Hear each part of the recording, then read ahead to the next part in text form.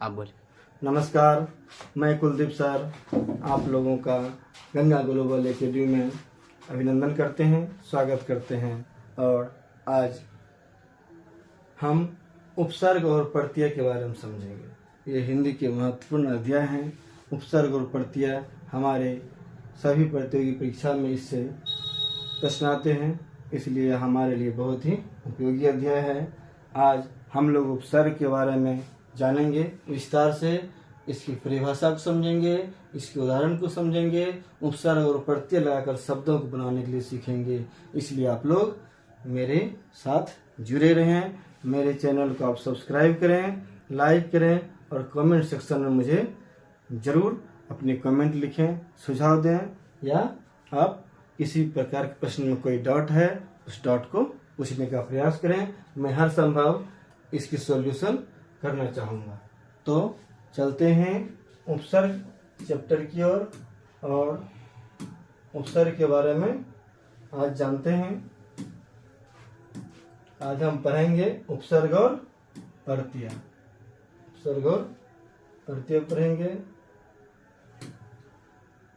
चलिए, फिर बोर्ड बन जाएगा ये। आप लोग जानते हैं उपसर्ग। उपसर्ग किसे कहते हैं? क्वेश्चन आएगा, उपसर्ग किसे कहते हैं?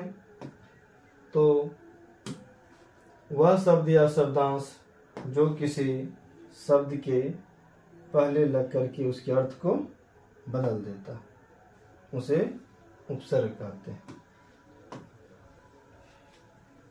अध्याय का नाम है उपसर्ग। दिखाई नहीं पड़ता होगा, थीम को चेंज करते हैं।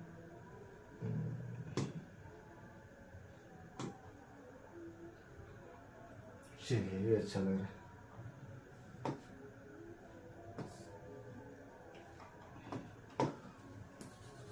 उपसर्ग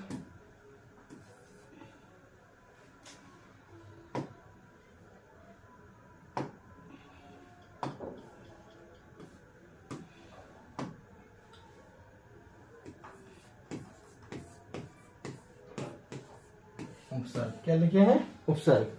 उपसर्ग किसे कहते हैं इसकी परिभाषा जानेंगे, इसलिए यहाँ लिख दें उपसर्ग।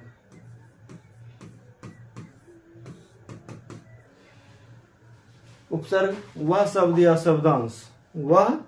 या शब्दांश जो किसी शब्द के पहले लगकर उसके अर्थ को बदल दे, उसे क्या कहते हैं? उपसर्ग कहते हैं। यानी कि हम कह सकते हैं उपसर्ग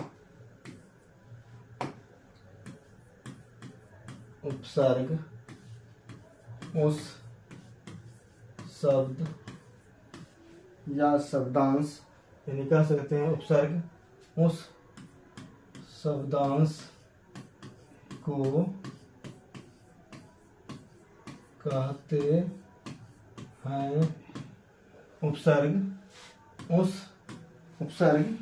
उस शब्दांश को कहते हैं जो किसी शब्द के पहले लगकर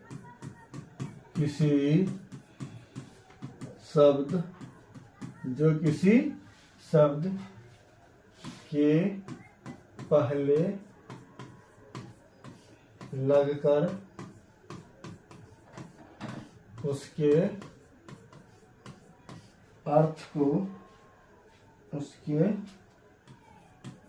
अर्थ को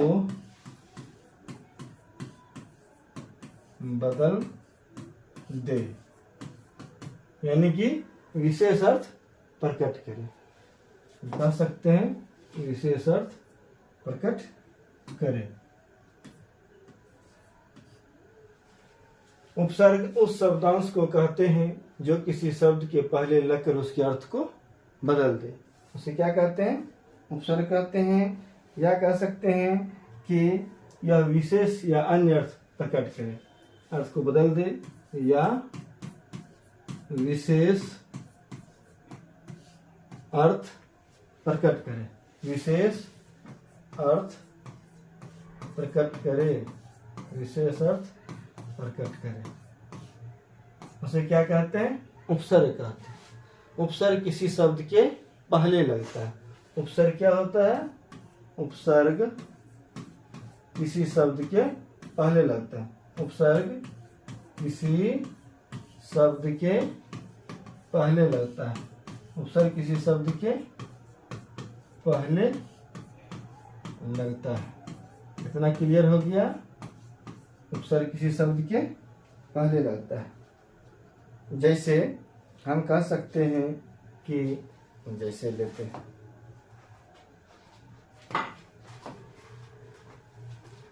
जैसे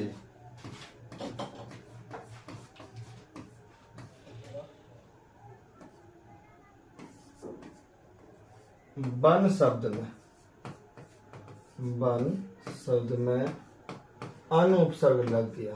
अन उपसर्ग, जैसे ये वन शब्द है, इसमें अन उपसर्ग लग गया। उपसर्ग लगने से क्या हो गया? ये अनवन शब्द बन गया। क्या बन गया? अनवन, यानी ये विशेष अर्थ प्रकट करता है। वन शब्द है, उसमें अन उपसर्ग लगने से अनवन बन गया।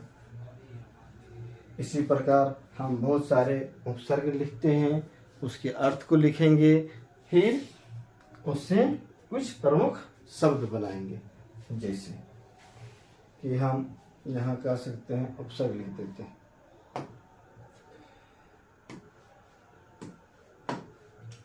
जैसे यहाँ उपसर्ग, और यहाँ लिखते हैं अर्थ। उपसर्ग का क्या अर्थ होता है, और यहाँ शब्द, यानी कौन कौन से शब्द में उपसर्ग लग करके क्या क्या बनेगा। जैसे एक में प्र उपसर्ग जोड़ दे, क्या क्या बनेगा। प्र का अर्थ होता है अधिक। प्र क्या अर्थ होता है? अधिक। प्र का अर्थ अधिक होता है। जैसे हम कोई शब्द लिखते हैं, प्रसन्न। प्रसन्न मतलब खुश होना, अधिक खुश होना। इसमें सन्न में प्र उपसर्ग लग गया, तो प्र क्या? उपसर्ग है, प्रसन्न हो गया। उसी प्रकार ताप है, जैसे ताप शब्द है, इसका अलग अर्थ है, इसमें प्र लग गया, क्या हो गया? प्रताप। प्र एक उपसर्ग हो गया, प्र क्या हो गया? उपसर्ग, अर्थात प्रताप। इसी प्रकार पात है, इसमें पात एक शब्द है, इसमें प्र लगा देते हैं, हो जाता है प्रपात। क्या हो जाता है? प्रपात। इस प्रकार के अनेक शब्द है जिसमें प्र उपसर्ग लगा करके उसके अर्थ को बदला जाता है। इसी प्रकार अगला ले लेते हैं, जैसे हम लेंगे दूर। दूर उपसर्ग, या कह सकते हैं दुस उपसर्ग। इस सब का अर्थ होता है बुरा। क्या अर्थ होता है? बुरा या हीन। ये दोनों का अर्थ बुरा या हीन होता है। दूर या दुस, दुस हो गया बुरा, और दूर मतलब हीन। इससे जो है आप इसको ऐसे भी लिख सकते हैं, दुस। क्या है? दुस या दूर। दुस का अर्थ बुरा होता है, दूर का अर्थ हीन होता है। ऐसे कुछ शब्द लिखते हैं, जैसे बल है। बल एक शब्द है, इसमें दू उपसर्ग लग गया। क्या उपसर्ग लग गया? दूर उपसर्ग। यह शब्द बन जाएगा दुर्बल। क्या बन जाएगा? दुर्बल। दूर उपसर्ग लग के दुर्बल बन गया, मतलब कमजोर। दुर्बल का क्या हो गया? कमजोर। इसी प्रकार और है दुस्साहस। दुस्साहस, दुस्साहस, जैसे दुस्साहस, इसको कह सकते हैं दुस्साहस, मतलब इसमें दुर उपसर्ग लग गया। दुस उपसर्ग। कौन उपसर्ग? दुस उपसर्ग। इसी प्रकार और शब्द है दुर्नति। क्या है? दुर्नति। नति में दुर लग गया, दुर्नति हो गया। इसके अलावा नेक्स्ट पेज लेते हैं, और बनाते हैं, यहाँ लिख दें उपसर्ग, और यहाँ इस सब उपसर्ग का क्या अर्थ होता है, फिर इससे कौन कौन से शब्द बन सकते हैं। जैसे ले लें कि वी उपसर्ग बनाते हैं। वी एक उपसर्ग है। वी का अर्थ होता है रहित। वी का अर्थ क्या होता है, रहित। वी का अर्थ रहित होता है। वी जोड़ करके हम क्या क्या बना सकते हैं, जैसे द्रोह शब्द है, उसमें वी लगा के विद्रोह बना सकते हैं। क्या बना देंगे, विद्रोह। ये हो गया विद्रोह, इसमें वी उपसर्ग लग गया। इसी प्रकार से विदेह, विजन, इसमें विजन में वी उपसर्ग है। विदेह, देह में वी लग गया, विदेह हो गया। द्रोह में वी लग गया, विद्रोह हो गया। जन में वी लग गए, विजन हो गया। इसका अर्थ बदल गया। इसी प्रकार वी के अलावा अति, अति उपसर्ग लगा करके क्या क्या बनाते हैं। अति का सबसे पहले जान लें, इसका अर्थ होता है अधिक। अति का अर्थ होता है अधिक। अति का अर्थ होता है अधिक। जैसे अति का बोलना, अति चुप रहना, इसका मतलब होता है अधिक चुप रहना। अति उपसर्ग लगा लगा के बना सकते हैं। अतिशय, अतिरिक्त, अतिशय, अतिरिक्त। इसके अलावा हम लोग क्या बना सकते हैं, अत्यंत। क्या बना सकते हैं, अत्यंत। अति जोरंत, अत्यंत। अति जोरंत, अत्यंत। अति लग गया, अंत में अत्यंत हो गया, मतलब बहुत सारे हो गया। इसके अलावा अधि उपसर्ग लगा करके क्या लगा देंगे, अधि उपसर्ग। कौन उपसर्ग, अधि उपसर्ग। अधि मतलब क्या होता है, प्रधानता। अधि मतलब प्रधानता।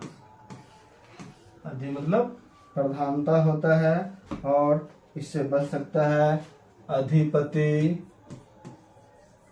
अधि लग गया तो अधिपति बन गया। और अधिपति के अलावा अधिकारी क्या बन जाएगा, अधिकारी। अधि उपसर्ग लग करके अधिकारी के बाद आपका बन जाएगा। इसके अलावा अधिनायक, क्या बनेगा, अधिनायक। अधिनायक। अधि लग के नायक में अधि लग गया, अधिनायक हो गया। कारी में अधि लग गया, अधिकारी हो गया। पति में अधि लग गया तो अधिपति हो गया। इसके यानी अधिपति, अधिकारी, अधिनायक, ये सब प्रधानता, इसका अर्थ होता है अधिक अर्थ। इसके अलावा जो है अधि के बाद अनु, अनु उपसर्ग। कौन सा उपसर्ग, अनु उपसर्ग से क्या क्या बनते हैं। अनु का मतलब होता है क्रम या बाद में। क्रम या बाद में। अनु का अर्थ होता है क्रम या बाद में। और इससे बन सकता है अनुशासन, अनुकरण, अनुशासन, अनुकरण, अनुशासन, अनुकरण, अनुचर, अनुचर, अनुवाद,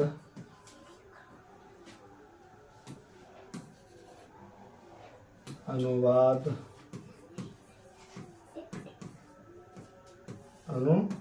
अनुवाद बन सकता है। अनुज बन सकता है। अनुज बन सकता है।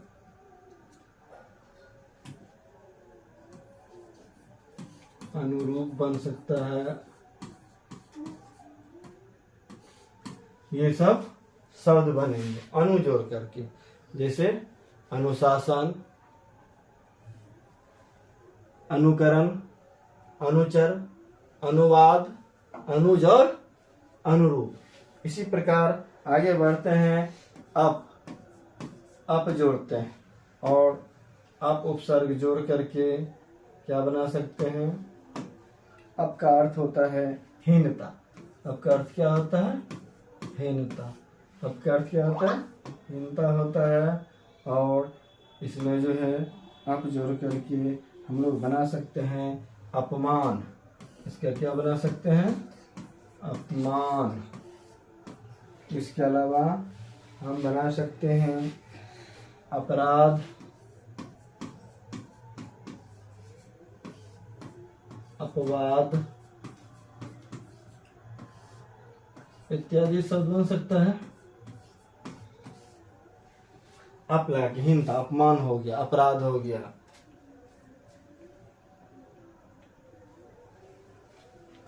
अपवाद, अपराध और अपमान, इस सब में हीनता का बोध होता है। अर्थात अप एक उपसर्ग है, इसका अर्थ हीनता होता है। इसके अलावा अभी, हम लोग अभी उपसर्ग लिखते हैं और अभी उपसर्ग, अभी का अर्थ जो है क्या हो जाता है? इच्छा या और। अभी का अर्थ इच्छा या और हो जाता है, इच्छा या और इससे शब्द क्या क्या बन सकते हैं इसके बारे में जानेंगे। इससे जो है शब्द बन सकते हैं अभिलाषा, अभियोग, अभिलाषा, अभियोग, अभिशाप,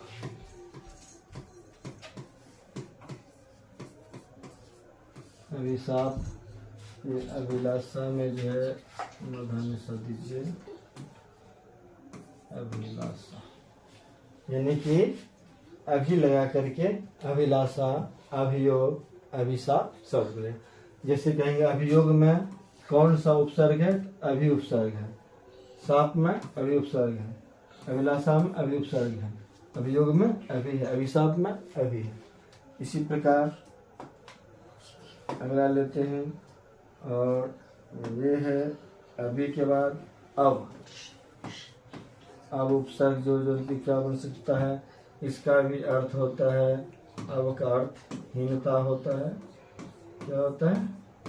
हीनता।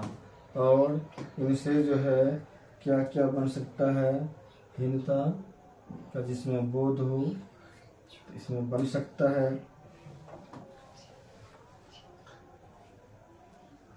अभी लग के क्या बन सकता है? अवनत, अवज्ञा, यानी अवज्ञा क्या बनेगा? अवज्ञा। अवज्ञा से हीनता का बोध होता है। इसके अलावा अवगुण, अवगुण क्या हो गया? अवगुण। इसके अलावा अवसान, अवसान, अवनत, ये सब शब्द है। अवनत में अब उपसर्ग है, अवज्ञा में अब उपसर्ग है, अवगुण में अब उपसर्ग है, अवसान में अब उपसर्ग है। आप लोग उपसर्ग को अब आसानी से समझ पा रहे होंगे। आगे चलते हैं और आगे है अब के बाद आ उपसर्ग लगा करके आ का अर्थ यहाँ उल्टा हो सकता है। आ का अर्थ उल्टा या अधिकता, उल्टा या अधिकता। इससे जो है बहुत सारे शब्द बनेंगे। जैसे आगे बढ़ते हैं हम, आ लग के क्या क्या बनेगा? आवास, यानी वास में आ लग गया, आवास, आगमन, आगमन, आवास, आगमन, आयात,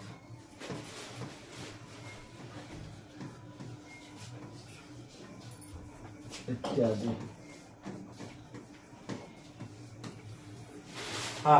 मतलब आवास, आगमन, आयात, ये सब जो है, ये सब शब्द में आ उपसर्ग लगा है।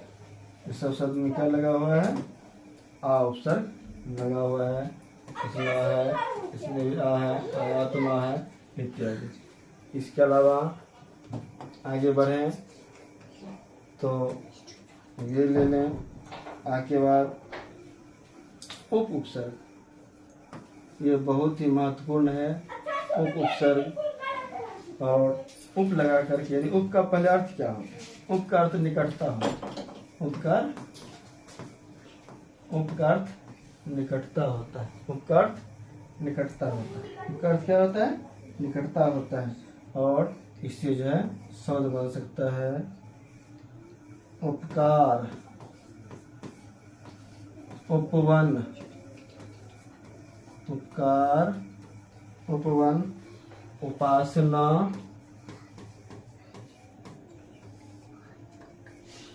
उपदेश,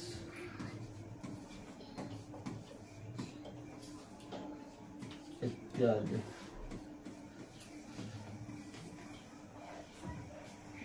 इस प्रकार हम देख रहे हैं उपदेश,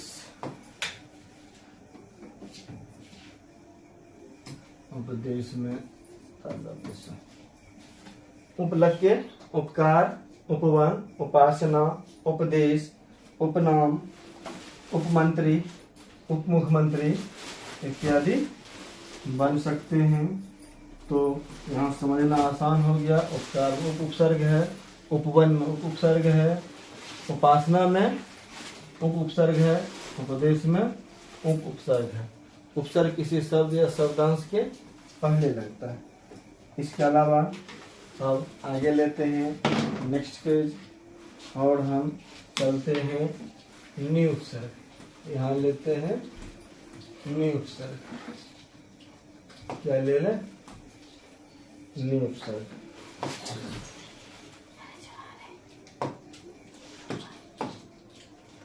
नी उपसर्ग लगा करके इसका अर्थ निकालेंगे। इसका अर्थ क्या हो जाएगा? नी का अर्थ होता है नीचे। नी का अर्थ नीचे या बाहर होता है। नी का अर्थ नीचे या बाहर होता है। नी लगा करके हम क्या कर सकते हैं? शब्द बना सकते हैं। और कौन कौन से शब्द बना सकते हैं उसे लिखेंगे। जैसे नी उपसर्ग लगा करके निरोध, निरोध, निषेध, निरोध, निषेध, निकृष्ट, क्या बन सकता है? निकृष्ट, निदान, निपात,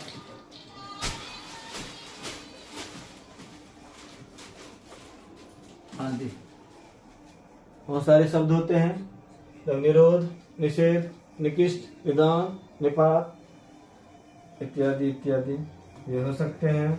हम इसमें देख रहे हैं कि निरोध में नी उपसर्ग, निषेध में नी उपसर्ग, निकृष्ट में नी, निदान में नी, निपात में नी, इस प्रकार नी उपसर्ग लगा करके शब्द बनाते हैं।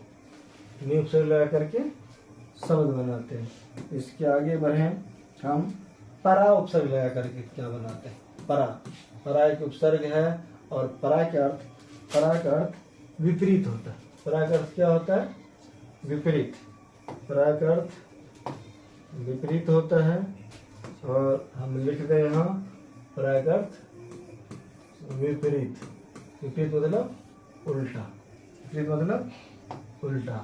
और जैसे कि पराजय, इसका शब्द होगा पराजय, पराभव होगा, पराभव, पराजित,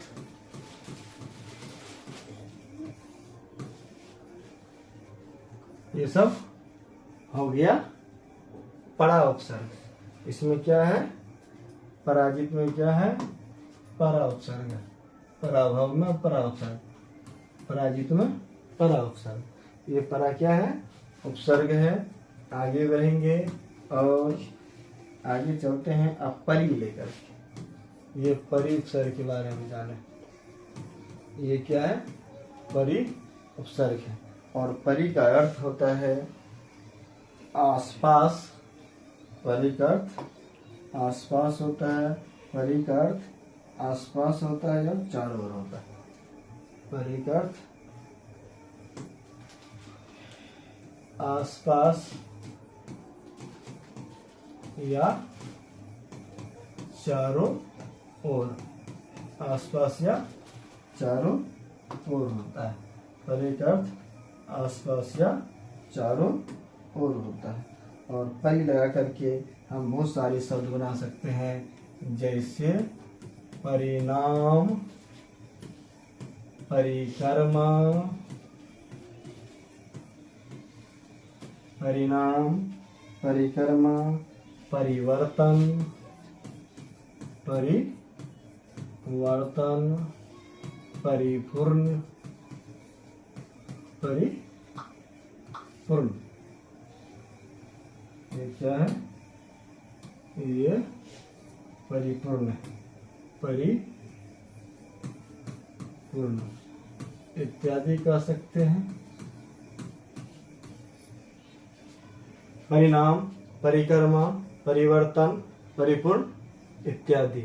इस सब में क्या है, ये सब में परि उपसर्ग है। परिणाम में परि, परिक्रमा में परि, परिवर्तन में परि, परिपूर्ण में परि, और ये परि उपसर्ग है जो कि चारों ओर। परिक्रमा का अर्थ होता है चारों ओर घूमना। परिवर्तन का अर्थ होता है क्या, बदलना, उल्टा होना। और परिणाम, ये सब हमारे आसपास या चारों ओर घटने वाली घटनाएं हैं। आगे जो है हम चलते हैं प्रति। ये प्रति उपसर्ग है और प्रति उपसर्ग का अर्थ होता है, क्या होता है, प्रति उपसर्ग का अर्थ होता है प्रत्येक या बराबरी या उल्टा, या उल्टा। प्रत्येक, बराबरी या उल्टा से ये होता है प्रति। प्रति का अर्थ होता है प्रत्येक, बराबरी या उल्टा। प्रति का अर्थ क्या होता है, प्रत्येक, बराबर या उल्टा। और इससे बनते हैं शब्द, क्या क्या शब्द बनते हैं, बहुत सारे शब्द बनते हैं, जैसे प्रतिनिधि, प्रतिनिधि, प्रतिनिधि मतलब बराबर हो गया। इसके अलावा प्रतिदिन, प्रतिदिन, प्रत्येक,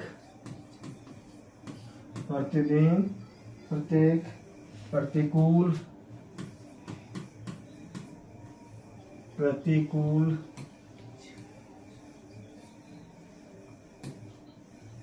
प्रतिकूल और प्रत्यक्ष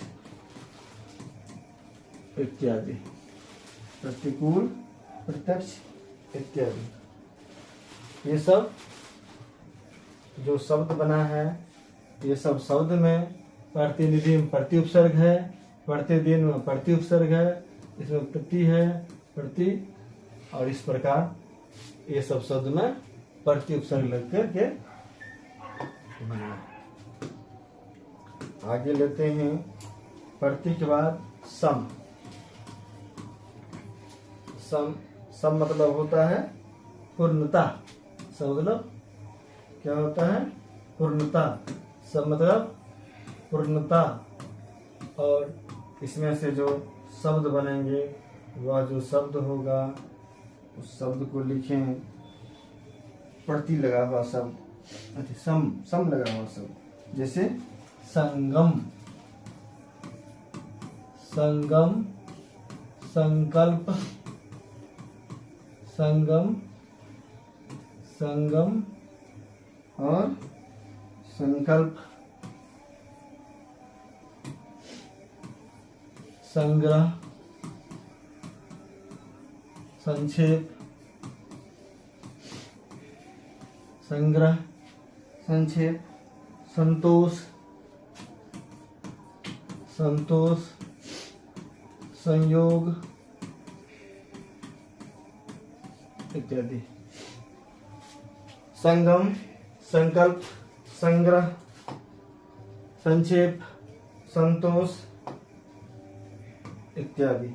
जैसे संगम में सम उपसर्ग है, संकल्प में सम है, संग्रह में सम है, संक्षेप में सम है, संतोष में सम है, संयोग में सम है। सम जो संयोग होता है, तो इस प्रकार सम से पूर्णता का बोध होता है और ये सब शब्द में सम उपसर्ग लगा हुआ है। इसके अलावा शब्द है बहुत सारे हो सकते हैं, लेकिन एक और दो बताते हैं। जैसे सु उपसर्ग लग के क्या क्या बनता है। सु का अर्थ होता है श्रेष्ठ या समान, श्रेष्ठ या समान, श्रेष्ठ या समान। और इससे बनने वाला शब्द है सुयश, सुयश, शपथ, सुयश, सुपथ कह सकते हैं। सुयश, सुपथ, सुखद, सुखद, सुपात्र, सुपात्र इत्यादि। इस प्रकार हमने देखा कि भिन्न भिन्न प्रकार के उपसर्ग शब्द या शब्दांश के पहले लग करके उसके अर्थ को बदल देता है। ये सारे शब्द क्या हैं? उपसर्ग है। अब हम जो है इसके अलावा हिंदी के जैसे कह सकते हैं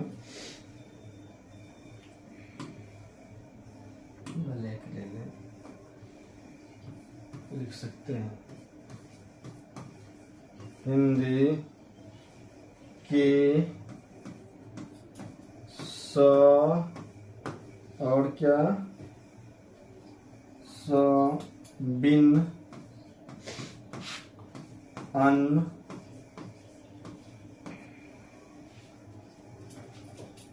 ऊन इत्यादि क्या है? उपसर्ग है। ये सब क्या है? उपसर्ग हैं। जैसे स से क्या बन जाएगा? सपूत, स से सपूत बन जाएगा। बिन से क्या बन जाएगा? बिन देखा, बिन देखा, बिन देखा। फिर अन से अनजान,